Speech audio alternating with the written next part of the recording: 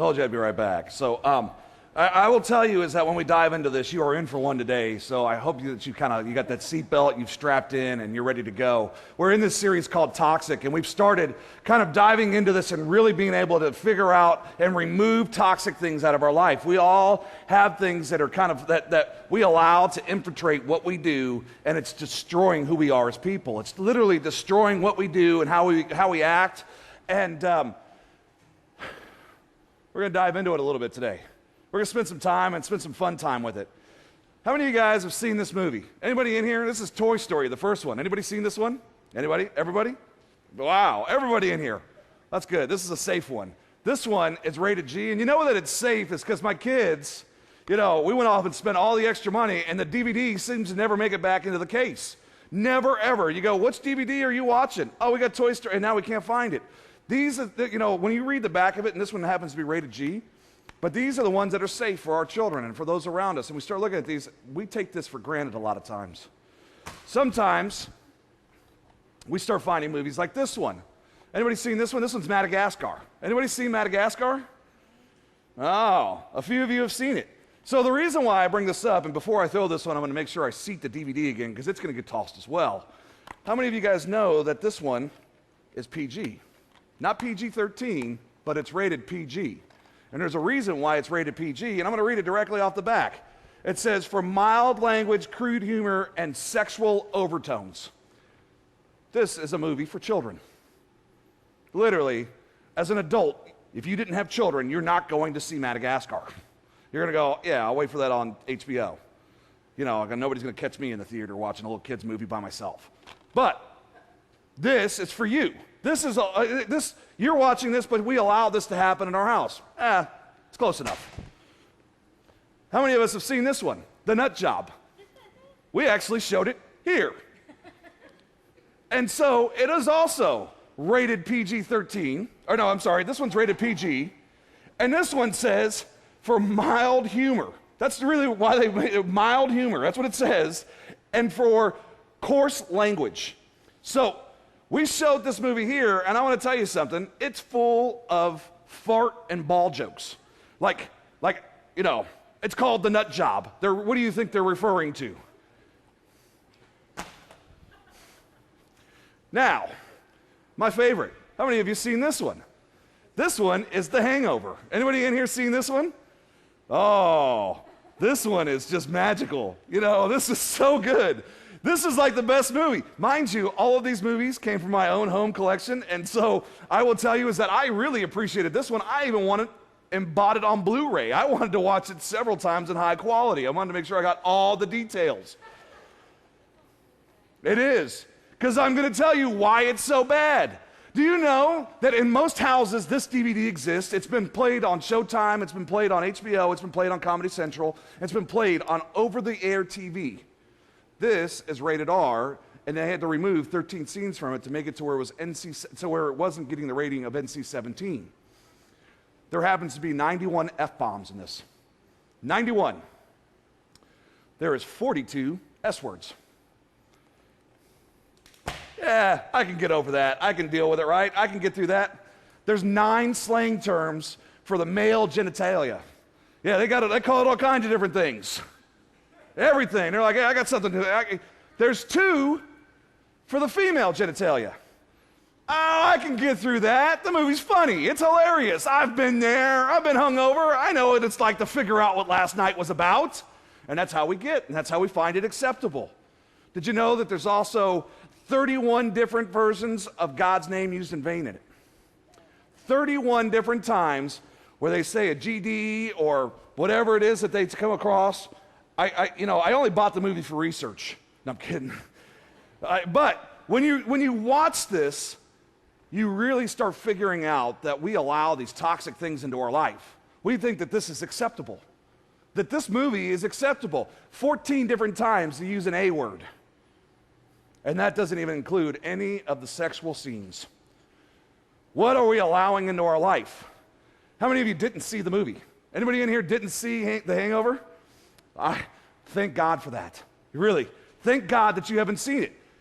But if you haven't seen it, maybe you've seen something like it. Have you watched UFC? Anybody in here that maybe hasn't seen The Hangover that's watched UFC or maybe wrestling? Last night, my wife and I were over at Buffalo Wild Wings, and we're sitting there, and we're watching the movie. We're watching the game. We're watching the baseball game. And, we walked out thinking it was safe, going, oh, it's top of the ninth, and the Giants are up 1-0. And little do we know, by the time we got home, they were losing 7-1. But while we were there on the screen, absolutely next to the one that we were watching, my wife goes, do you see this guy on the screen? And I go, no, I was really focusing on the game. And there was a guy that they're showing this USC fight, and he's got his face smashed in, and there's blood everywhere. It is. Now, mind you, this is in the middle of a public restaurant where people can walk by on the street and see it. And it's on like 27 different channels in there. That this dude, it is like pouring off of him.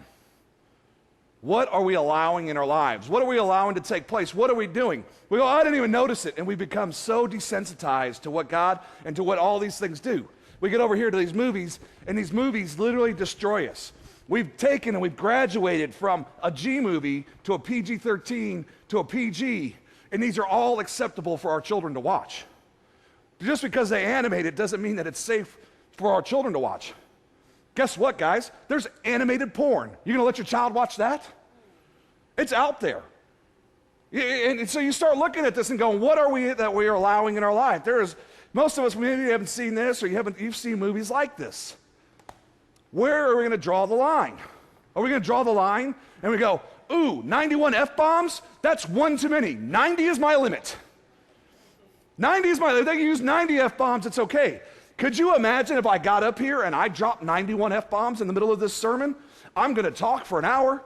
And after I talk for that hour, that's how long the movie runs, an hour and 10 minutes. Could you imagine if by the end of that I dropped 91 F-bombs? You would all walk out of here and go, Mike is absolutely effing crazy. That's what would happen. That's what you would do. You would walk out here and go, this is nuts. What is wrong? But it's okay because it's produced in Hollywood. It's okay that I'm going to allow it into my house. I'm going to sit through it. I'm going to go, oh, that's safe. What is the limit, and what are you doing? Toxic. Anything containing poisonous material capable of causing serious sickness or even death. Now, I want you to remember something. The enemy, Satan, he came to steal, he came to kill, he came to destroy. That's what he came here for. But he doesn't show up wearing the red suit. He doesn't have the pitchfork, and it's not Halloween here. He doesn't show up and go, hi, I'm here. I'm here to take your store. I'm here to take your soul. You're going to hell with me. No. He grooms you like a child molester. He shows up and he goes, hi, Mike, how you doing? Let me show you this PG-13 film. And we'll go to the PG. And then we'll go to the R. And then by the time you're done with this, you're going to be watching every XXX film out there. That's how it gets. And deeper and deeper and deeper and down the rabbit hole we go. That's how we get there. It starts little. And little by little, it turns into this big snowball. And all of a sudden, you've been taken advantage of. You just don't even see it coming. Nobody in here is going to go, yeah, I'm going to drink a bottle of poison. None of us sign up to do that. None of us go, hey, let's go to the swimming pool full of acid and go swimming in it. No, they don't do that either. They don't go, we know to avoid those obvious things. No one of us go, oh, I'm going to go chew on a broken glass. Those are things that we avoid. We know that they're dangerous for us. How much more dangerous is this?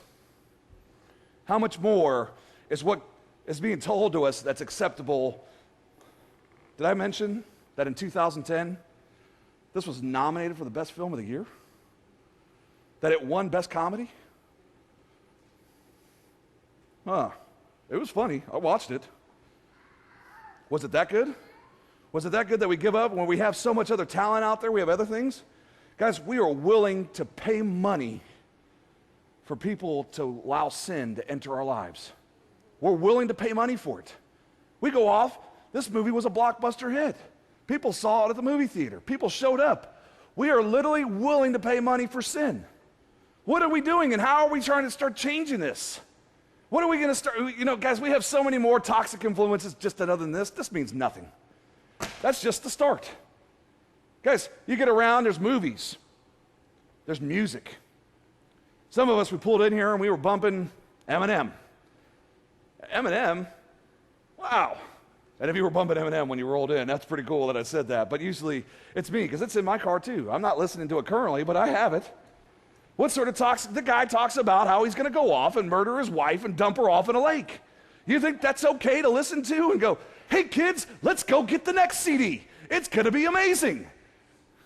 What are we doing and what are we allowing into our lives? Look at television.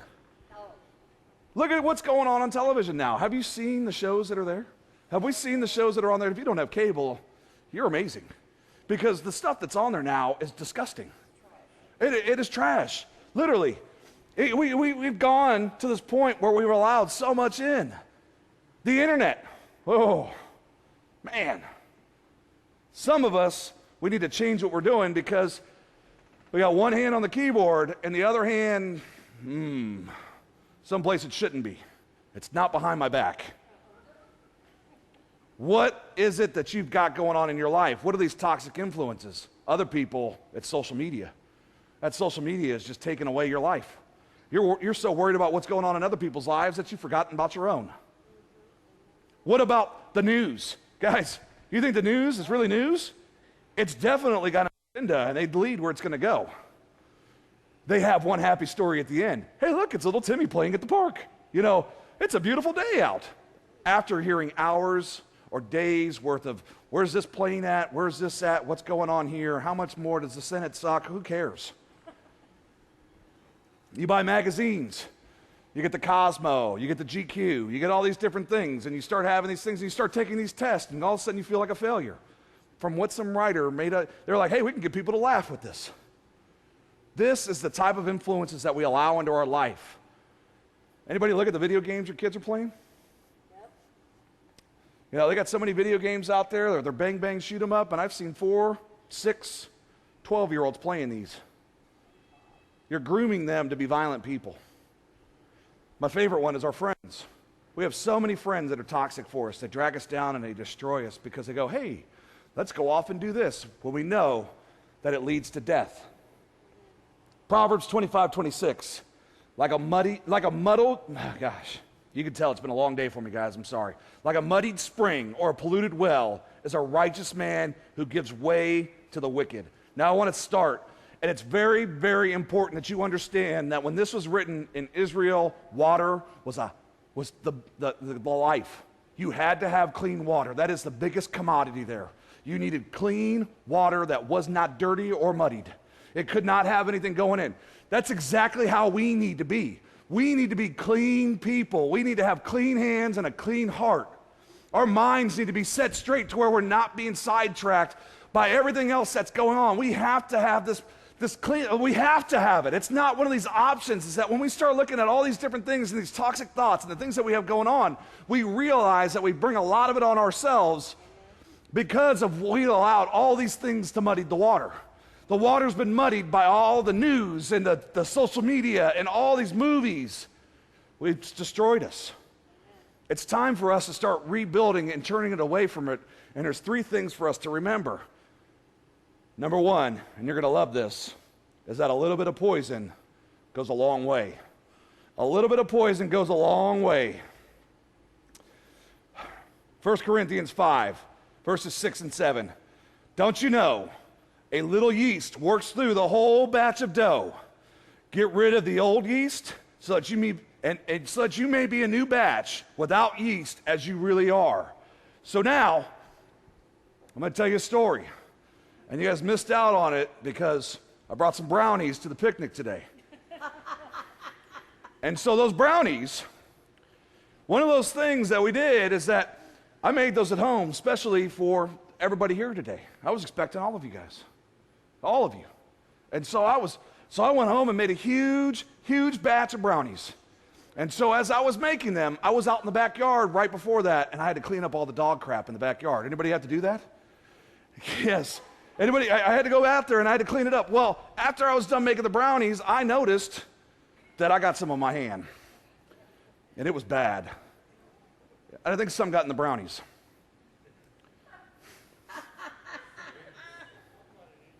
A little bit of poop goes a long way. I think it was just like a sprinkle, just a smidge. It was like a dash of cinnamon. It wasn't a lot, I know. Actually, I'm lying, guys.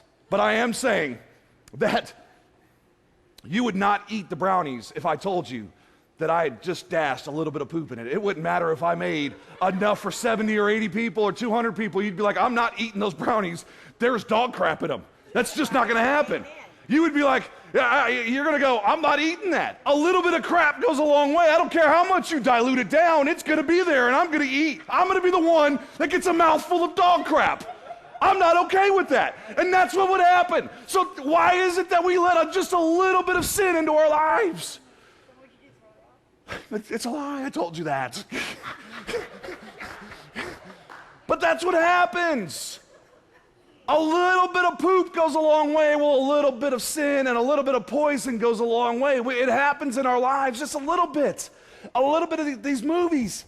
People can quote scenes from this from 5 years ago. This movie's 5 years old. They can quote scenes from it. They can sit there and go, you remember when he said this? Or a lot of people, they refer to the second one all the time. Remember when they were in Asia and went to the, he was in the strip club? We cried together. Do you remember all this stuff? Yeah, you guys are laughing because you've seen it. I know you have. But you quote it, and you know it, and you go, oh, you don't think that this affected you? You don't think that that's part of your mind? That's part of your psyche now? It's there, and it'll always be there. A little bit of sin goes a long way.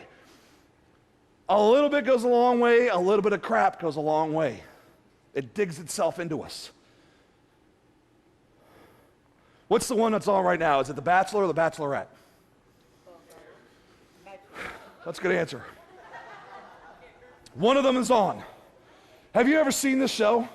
Because it's... So here's what happens. My wife has admitted to this. My wife has watched the whole season from beginning to end. And she cons me into watching it. She said, here, you're going to sit here with me. And I go, I'm not going to watch this. And so the first one, it's amazing. They pull up with a limo, and it's either a guy or a girl, depending upon which one if it's the Bachelorette, obviously it's a woman waiting, and if it's a bachelor, it's some dude. And what happens is the limo pulls up, and it's like the clown car just showed up, but beautiful people get out.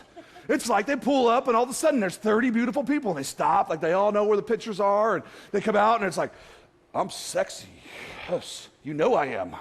And they walk up and they start this interaction. They start this relationship. They get up there and it starts. And over a 12-week period, this woman comes to find out who she's going to marry. Their dates include these extravagant things. They go up in a helicopter. They come back down. They go into the hot tub. They go into here. They do all these things. It's like dates that none of us could ever have. She has to do it with 30 different dudes. How much of a relationship is that? What are you getting and how far are you?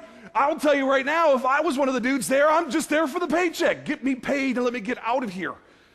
But this is what we call entertainment. We get to the point where at the end of this, we're going, well, she has 3 to choose from. Is she going to pick Mike, or is she going to pick Cameron, or is it going to be David? Which one? None of us.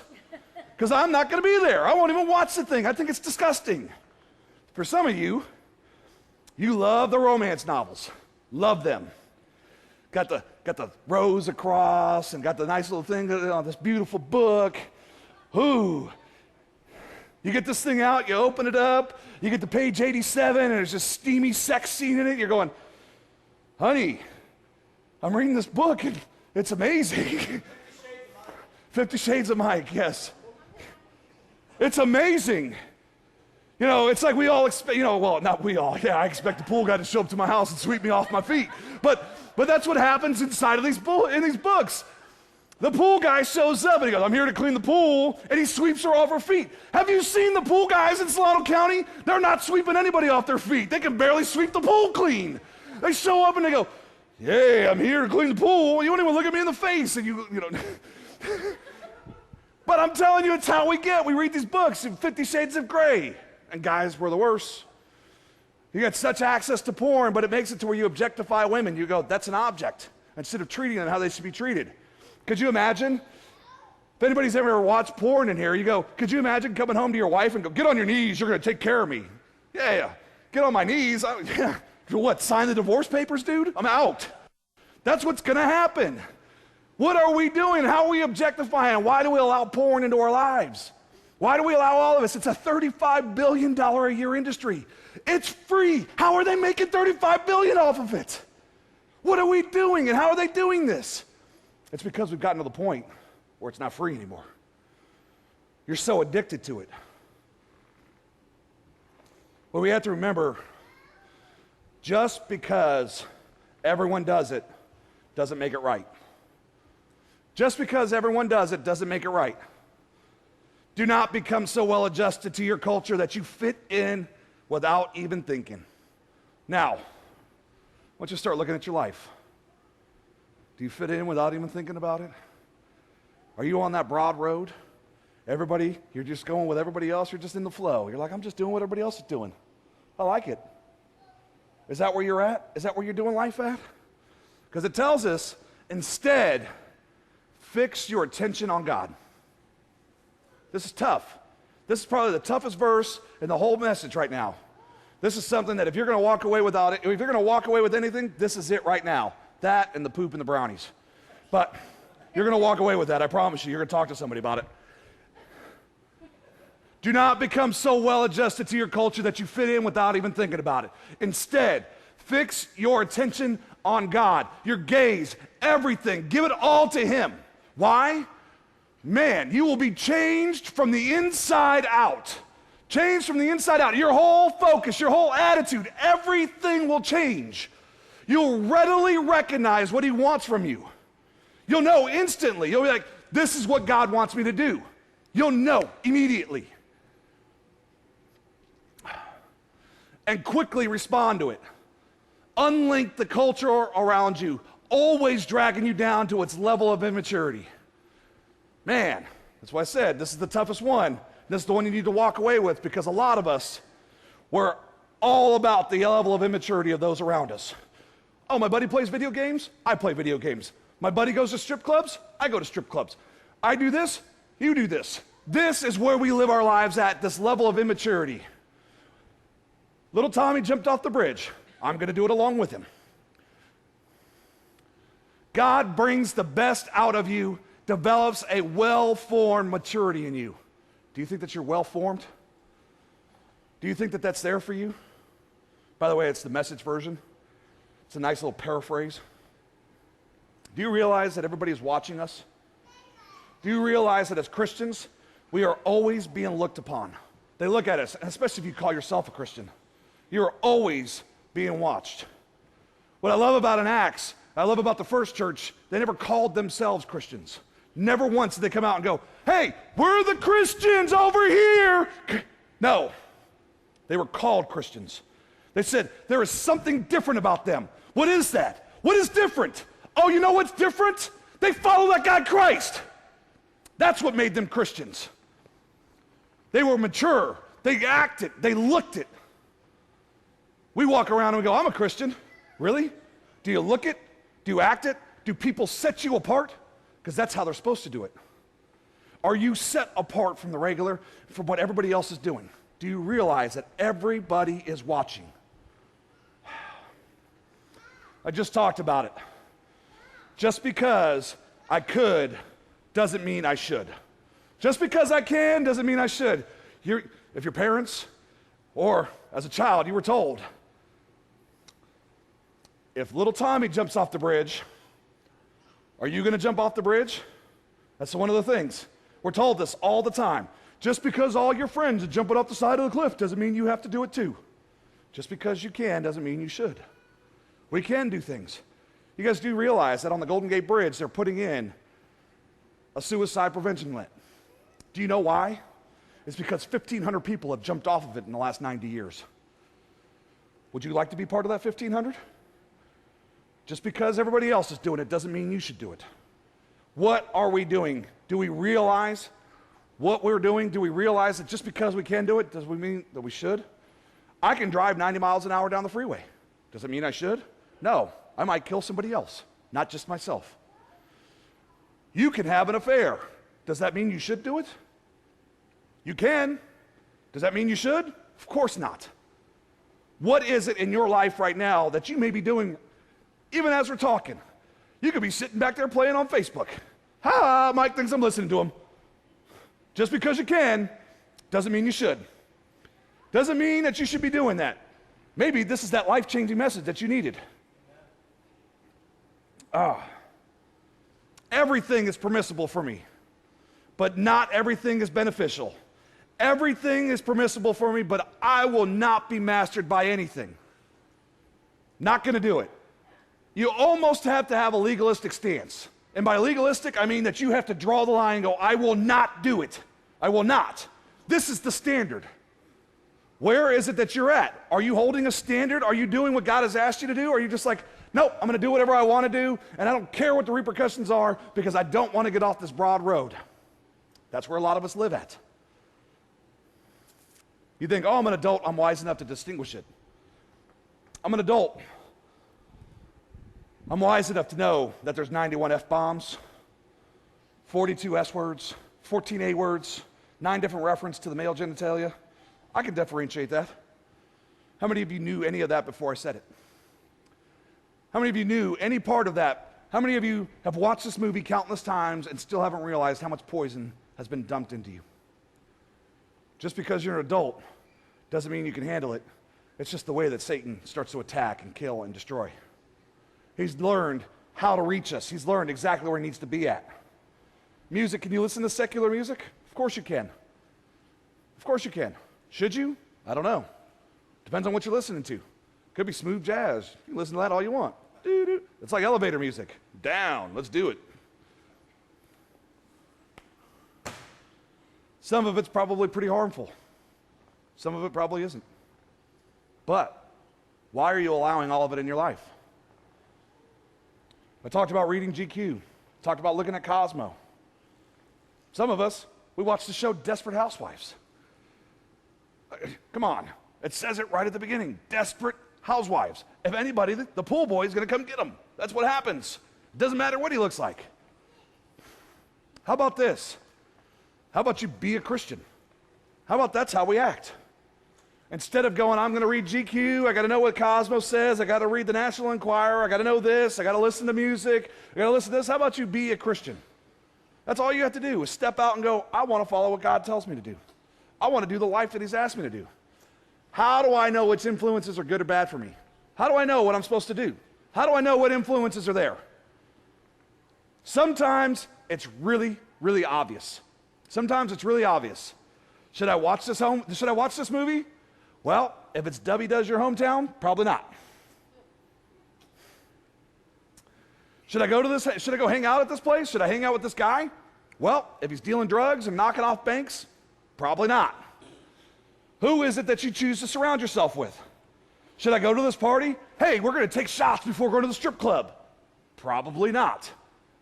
What is the standard? What are you doing? Where is it at? Where do you go? Yeah, nope, not hanging out with you. You're going to get me in trouble. Because I will succumb to what the devil has to give me. Because that's what we do. We sit there idly and we go, and it's attacks, over and over again. And at some point we break. It's what happens. Whether it's a physical attack or a mental attack. Some of them are not so obvious. Some of the things are just, they're very subtle, like the movie, like the nut job. They're dangerous for you, but they may not be dangerous for me. And that's how some of them are. Some of them, you can handle it, I can handle it, so other people can't. But what you need to do is let your conscience be the guide. The problem is that your conscience is scarred. Your conscience has been lost so often, you go, oh, The Hangover? That's a great movie. I can watch that. Not realizing the damage that it's doing. We look at things and we don't even understand it. It doesn't bother me. Maybe it shouldn't even bother you. Where is your conscience and what are you doing? 1 Thessalonians, it tells us, test everything. Test it all. Test everything and hold on to the good. Avoid every kind of evil. What kind of evil?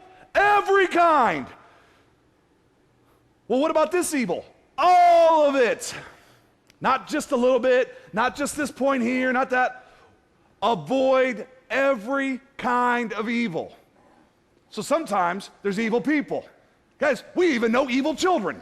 We do. We go, I got to avoid you. My kids need to avoid you because I can see you burning down a building one day.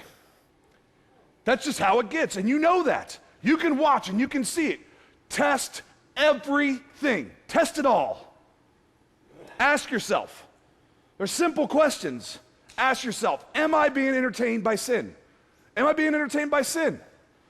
It was funny, but it was racist. But I laughed anyway. Am I being entertained by sin? How about this one? Is it pleasing to God? Is it pleasing to God? Am I being entertained by sin? Is it pleasing to God? You can look at it and go, man, my buddy over here hangs out at the bars all the time, always intoxicated, always doing this. My buddy, I could step here. That was me. I was the buddy. We can change, but when I was here, I wasn't the person that you should be hanging out with. I wasn't pleasing to God. The next one, does it lure me away from Christ? Does it take me away? Does it take me away from what God wants for me and what he wants for my life? Or do I just do whatever I want to do anyway? These are the three things that you can ask yourself every time. Am I being entertained by sin? Is this pleasing to God? And does this lure me away from Christ? Some of us, we don't really believe that it's poison. We don't believe it. We look at it and go, no, it's okay for me. But we have a discolored view of what right and wrong is. We have this discolored view to where we're lost. And we go, I don't know what right and wrong is anymore. We've gotten this, as we were growing up, we got this whole, well, for some of you guys, you grew up with the whiteboard. You remember they took their dry erase markers and they had the whiteboard. And some of you guys, you grew up on that old green thing that had the lines they put in there. And if you, whatever those are, inside of you, your conscience, that whiteboard is filled with what you call morals. Or that green board is full of what you call morals, and it's distorted right now. It's got this whole shift, and it looks all you can't even read it anymore. Because you don't know what right and wrong is anymore. It's gone, it's lost. And so what we need to do is we just need to erase it. And we need to start over. And we may need to start a new relationship with God because we are so lost on what we think is right and wrong. We go, it's okay to watch The Hangover. It's okay to watch these shows. It's okay to do this. It's okay. It's not okay. It's not. Guys, I told you these movies came from my own personal collection. They're all going in the trash tonight. They're going away. Why? Because they're dangerous for me. They're dangerous for my family. We need to get rid of it. We need to cut out that distorted that view that we have. Guys, you have no idea how convicting this has been for me. I have sat down and looked at this, and I've been at this wall all three services praying on how to change my life in order to fit to where I am starting to please God, because I know that I've been lured away by these different things. Where have you been lured away? You're going, it's okay, I can handle it. You can't. You need to reset the white balance. You need to get it back down, and you need to trust what is right instead of continuing to trust this lost view that you have. Instead of seeing how close I can get to violating what I'm doing, how close can I get to sin? I'm just dipping one foot in. I'm okay. It's okay. I'm just sinning just a little bit. At some point, you're going to get tired and you're going to fall in. Instead, we need to step back and we need to go, how close can I stay to God? How close can I be in my relationship with God instead of how close can I get to sinning? A lot of times we're back here and we're going, I'm ready to dive into this sin, and we're getting ready to take a stage dive. And instead, we need to go, how can I get closer to God, and how can I stay closer to Christ? We need to start focusing our attention there and destroying these things that are taking us down and allowing the devil to get a foothold in our lives. We need to change it. We need to change what we're doing, and we need to start focusing on what God has in store for us. Psalms 24, 3 and 4. Who may ascend the hill of the Lord? You want to get up there? You want to be in heaven? Who may ascend? Who may stand in his holy place? Who may stand there? He who has clean hands and a pure heart. He who has clean hands and a pure heart. Now I want you to think about what you've been entertained by this last week. Has it drawn you away from God, or has it brought you closer? Has it drawn you away from the relationship you have with Christ, or has it brought you closer? Has the music given you the distorted view? Has what you've been doing, has the baseball team that you watch made you angry? Because remember, it's just a game, and you're not being paid to play it. What is it that we're doing, and what is it that's taking us away from what God really has in store for us? Because remember, he who has clean hands and a pure heart are the ones that will ascend. A little bit of poop goes a long way. It does. And it taints your whole relationship. It taints and it puts so much in front of us and God. Just a little bit. Just that dash. It's like a dash of cinnamon. Oh, it's going to make it taste better. No, it ruins our relationship with Christ. It ruins our relationship. Just like you would avoid the brownies if I told you and I made those and I brought them out there. You would avoid them at all cost. Are you avoiding sin? Are you avoiding sin at all cost?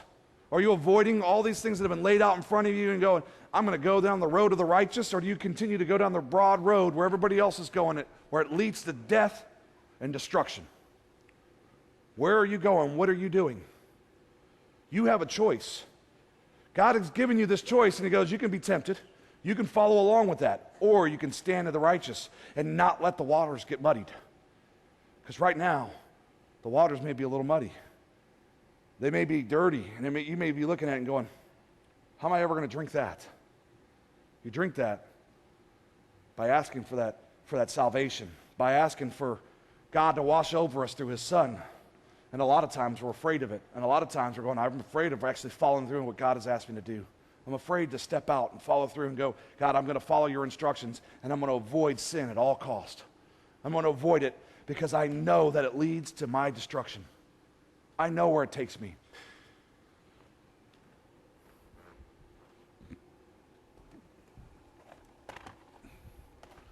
It starts here, where we think it's innocent enough. And it leads to this. We go from a little kid's movie to the epitome of what destroys us. The next step from here, guys, is porn. We just allow it to continue to go and go and go. We need to throw it out. We need to get rid of it. And we need to move forward. Maybe we need to ask for clean hands and a pure heart right now and start doing what God has asked us to do and start following the instructions and go, you know what, God, I'm ready, and I'm ready to do what you've asked me to do. It's time for us to step out in faith, and it's time for us to follow the instructions that God has given us. Let's pray. God, thank you so much. God, thank you so much for this message, this conviction that you've laid on each one of us, that you've said that I will remove this, I will take this away, I will cut this sin out of my life. God, give me the wisdom, the strength. God, I need to be made new.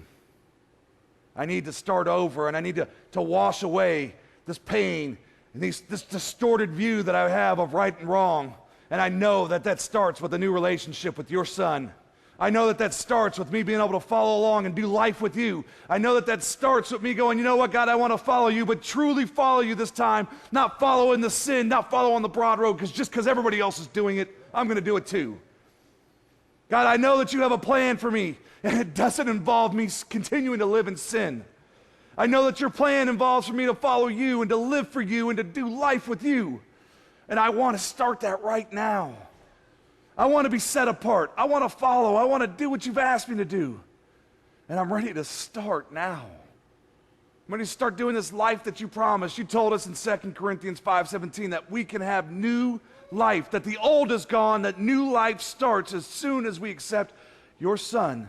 The old is washed away and the sins are gone. Oh God, all of us have sinned. We've been watching this and we think it's okay. And I want to wash it away, and I want to start new. And I want this new life that you're promising, and I believe that you sent your Son for me. And I want to start new now. And I want to start following you and doing the life that you promised me. The one where you provide and you give and you love. The one where I give and I love. I'm ready to start now. I'm ready to start over.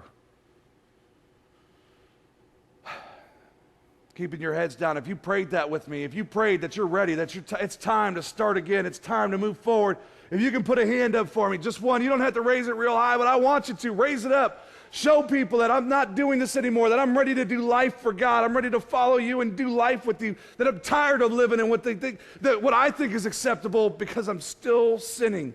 I'm still doing what I just continue to let the little bit into my life, and I go, I'm ready to change that now. I'm ready to cut that away and start doing life for you, God. I'm ready to follow the plan that you have for my life.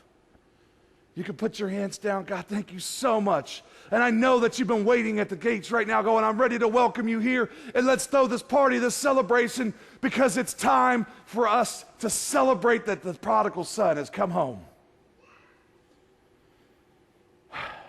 God, thank you so much.